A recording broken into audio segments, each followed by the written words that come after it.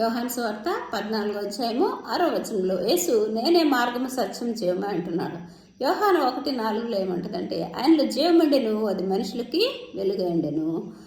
ఆయనలో నిజమైన వెలుగుండెను, ఆ లోకంలోకి వచ్చే ప్రతి మనిషిని వెలిగించుచుండెను. కాబట్టి దేవుడు మన రక్తంలో జీవముగా ఉంటారు, యేసయ్య మన హృదయంలో వెలుగుగా ఉంటారు. కాబట్టి కానీ మనుషులు దేవుని యొక్క సన్నిధిని గ్రహించలేకపోతున్నారు, చిత్తాన్ని గ్రహించలేనప్పుడు సత్యం అంటే ఏంటంటే ఈ వాక్యం అని యేసయ్య కృపాసక్తి సంపూర్ణుడుగా శరీరధారిగా యేసయ్య పేరుతో లోకానికి వచ్చారు. మార్గం అంటే ఏంటంటే మనం చనిపోయిన తర్వాత మన ఆత్మ పరలోకానికి చేర్చడం. అందుకనే యేసయ్య పొట్టి జక్కని దర్శించినప్పుడు వాళ్ళ గృహంలోని చేర్చుకుంటాడు. పొట్టి జక్కయ్య ఎప్పుడైతే ఇంట్లోకి వచ్చాడో హృదయంలో చేర్చుకున్నప్పుడు పరిశుద్ధాత్మ దేవుడు పాపాలు ఒప్పించినప్పుడు అతను పశ్చాత్తాపంతో ఏమంటాడంటే, ప్రభా నేను ఎవరి దగ్గర అయితే అన్యాయం తీసుకున్నాను 4 గంటలు ఇస్తానని పాపం ఒప్పుకున్నప్పుడు యేసయ్య రక్షణ నిత్య